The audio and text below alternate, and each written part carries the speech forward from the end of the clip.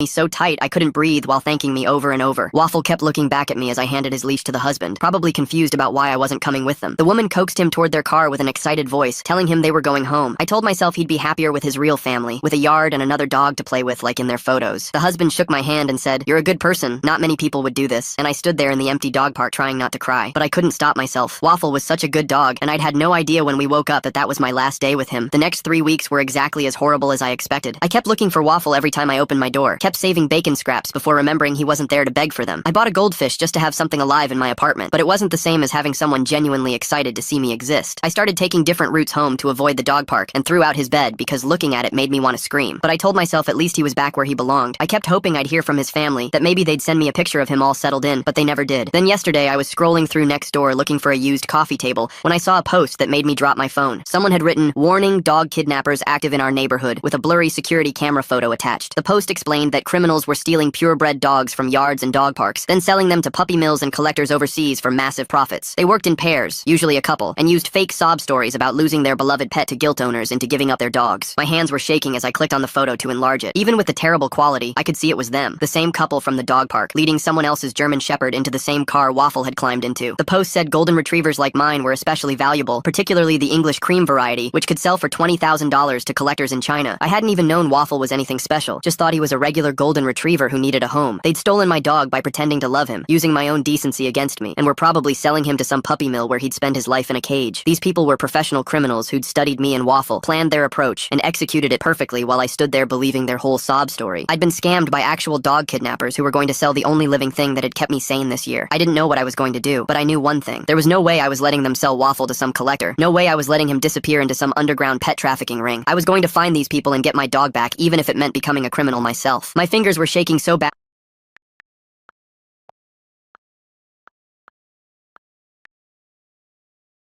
I could barely hit the screenshot button on my phone, but I needed proof of what I was seeing. I searched dog trafficking rings Portland, Oregon, and my stomach dropped when dozens of articles popped up from the past year, all describing the exact same scam. Couples approaching people at dog parks with fake sob stories about their lost pet, then selling the dogs overseas for huge profits. One article said, English cream golden retrievers like Waffle could go for $20,000 to collectors in China, and most were probably already shipped out within days of being stolen. I barely made it to the bathroom before throwing up everything in my stomach, thinking about Waffle in some cargo container heading across the ocean. Back on Nextdoor, I clicked on the guy who posted the warning and saw Connor Mitchell had been tracking this couple for weeks, with 3 different posts showing security footage of them leading away different dogs. I messaged him explaining they'd taken my dog 3 weeks ago, and within 5 minutes he sent back an address where his neighbor had spotted their car yesterday. At 2 in the morning, I drove to the address with my headlights off and parked down the street from a regular-looking house with all the lights off. A white van sat in the driveway with fresh mud on the tires, and when I crept closer, I could see dog hair all over the back window and seats. I snapped photos of the license plate with my flash off, but a motion sensor light suddenly blazed on, and I ran back to my car with my heart pounding. Back in my apartment, I sat on my couch holding Waffle's collar that I'd kept in my nightstand drawer and remembered how he'd slept next to me every single night after my ex left, how he'd rest his head on my chest when I couldn't stop crying and force me to get up and walk him even when I wanted to die. I wasn't going to let these people sell him to some collector, and I'd do whatever it took to get him back even if the cops wouldn't help. Sleep never came that night, and I just sat there planning what to do next. I called in sick to work the next morning and spent hours searching public records for the van's license plate until I found it registered to something called Premium Pet Services, LLC. The business address led to an industrial area 20 minutes away with no website or reviews or anything except a business registration from 8 months ago. I drove there around noon and found a warehouse with no signs, but I could hear barking from inside even with all the doors closed. Through a dirty window, I saw rows of wire cages stacked 3 high with different breeds of dogs, and my heart started racing when I spotted a golden retriever in the corner cage. I couldn't tell if it was Waffle from that distance, but the dog was the right size and color and kept pawing at the cage door. I called the police non-emergency line from my car and explained everything to the operator, who said animal control would investigate within 72 hours. When I mentioned dog trafficking and stolen pets being shipped overseas, she told me to file an online report and basically brushed me off. That evening, I sat in my empty apartment staring at Waffle's food bowl still sitting in the corner where I'd left it 3 weeks ago. The cops weren't going to do anything for days, and by then the dogs could be on a ship to China. I pulled out my phone and texted Alex, my old roommate from before my ex moved in, just 5 words that I never thought I'd send. Alex showed up an hour later wearing all black and carrying a crowbar without even asking what was going on at first. When I explained about Waffle being stolen and the warehouse full of dogs, Alex's face went dark, and they mentioned their cousin worked at the port. The cousin had been talking about weird pet shipments to Asia that didn't match the paperwork, and the next cargo ship was leaving in 48 hours. The next morning, Alex and I parked across from the warehouse at 6 a.m. with coffee and notebooks to document everyone who came and went. Around noon, a familiar car pulled up, and my whole body tensed when I saw them get out. The woman I'd sobbed and thanked for finding her lost dog was carrying a small, white, fluffy dog that definitely wasn't there yesterday, while the man checked his phone and pointed at the warehouse door. They disappeared inside, and Alex started typing notes on his phone about the time and the new dog while I kept watching the door. 20 minutes later, they came back out without any dogs and drove away in their car. We waited another hour, but nothing else happened, so Alex said we should follow them to see where they went next. Wonder why someone willing to pay $5,000 cash wouldn't have their contact info ready, or even ask for the narrator's number to send updates. The whole crying performance seems pretty perfect for making someone feel guilty, especially targeting someone alone at a dog park who clearly loves their pet and watching them interact first before approaching. We got in his car and stayed 3 cars behind them as they drove across town to Riverside Park, where tons of people walk their dogs on weekends. The parking lot was packed, and we watched them get out and start walking the paths like they were just another couple enjoying the sunny afternoon. Near the duck pond, I saw them stop and approach an old man sitting on a bench with a beautiful black and tan Shiba Inu on a red leash. The woman sat down next to him and immediately started crying while pulling out her phone to show him something on the screen. My hands were shaking as I pulled out my phone and started recording video, while Alex moved closer to hear what they were saying. The woman was sobbing about losing her precious Kiko, and the man was showing her photos that must have looked convincing because the old guy's face went soft and he started patting her shoulder. She kept pointing at his dog and crying harder while her partner stood there looking sad and supportive. The old man was nodding and starting to unhook his dog's leash when I couldn't take it anymore and ran over yelling that these were the dog thieves from next door. Everyone in the park turned to look at us, and the woman's crying stopped instantly like someone had flipped a switch. The man's face went hard and cold as he recognized me from the dog park last month. "You should mind your own business," he said quietly, while grabbing the woman's arm and pulling her toward the parking lot. They walked fast without looking back, while the old man sat there confused and shaking. His name was Harold, and when I showed him the next door post on my phone, his eyes filled with tears. He kept saying Koji was all he had left since his wife died last year, and he couldn't believe he almost gave him away to criminals. I gave him Connor's phone number and the warehouse address, and told him to report what happened to the police. That night, I couldn't stop thinking about Waffle locked in that warehouse, so I drove back alone with bolt cutters I'd bought at the hardware store. The place looked empty and dark as I walked up to the chain link fence ready to cut through. That's when I heard it, a double bark that made my whole body freeze because I'd know that sound anywhere. Waffle was inside and alive, but as I lifted the bolt cutters, I noticed something I hadn't seen during the day. Security cameras mounted on every corner of the building pointing right at the fence. I backed away slowly and got in my car with my heart pounding because breaking in would just get me arrested and wouldn't help Waffle at all. Back in my apartment, I searched online for pet theft investigations and found articles mentioning Detective Ray Holloway, who specialized in these cases. I called the number listed and left a message explaining everything that had happened. He called back the next morning sounding interested, but said they needed more evidence for a warrant than just my video, and suggested I check veterinary records for microchip fraud, since these criminals often remove chips to resell the dogs. 3 days later, I was on my 4th veterinary clinic with Waffle's old medical records and his photo when Dr. Sarah Nguyen at Riverside Animal Hospital looked at the picture and stopped typing. She said a couple had brought in a golden retriever last week, claiming his microchip was causing infections and needed removal, which she'd done even though the dog looked perfectly healthy. She still had the chip in a drawer because something about the situation felt wrong, and when she scanned it, the ID number matched Waffle's records exactly. She printed out the security footage showing the same couple from the park with my dog and said she'd provide a sworn statement to the police about what happened. I called Ray immediately, and he said with the vet evidence he could get a warrant, but the legal process would take 48 to 72 hours minimum. My stomach dropped when he mentioned seeing shipping manifests showing a cargo ship to Asia leaving in 36 hours, because that meant Waffle could be gone forever before the warrant came through. That night, I couldn't sleep and spent hours scrolling through old videos of Waffle on my phone, including one where he was playing with my ex's dog in her backyard. I realized I hadn't thought about my ex in days, because finding Waffle had taken over my entire life, and nothing else mattered anymore. The next morning, Connor messaged me saying he'd organized 12 other pet owners who'd been scammed, and they were planning to protest outside the warehouse to get media attention. My first thought was that this could spook the criminals into moving all the dogs immediately before we could save them, but Connor said doing nothing wasn't an option either. I spent 20 minutes on the phone with Connor explaining that if we showed up with signs and cameras, Noah and Elena would just move the dogs somewhere else before police could get there. He kept saying we needed to do something now, but I told him we needed to be smart about this. Finally, he agreed to wait one day if we could watch the warehouse ourselves to make sure nothing happened. Within an hour, Connor had 12 people signed up for shifts, with Harold and his son taking the overnight watch since Harold couldn't sleep anyway after losing his beagle. I was parked across from the warehouse when Alex called me with news that made my hands go numb. Their cousin who worked at the port had just sent over a shipping manifest showing Premium Services had booked container space for 47 agricultural products on a cargo ship leaving tomorrow for Shanghai. The container was already at the port waiting to be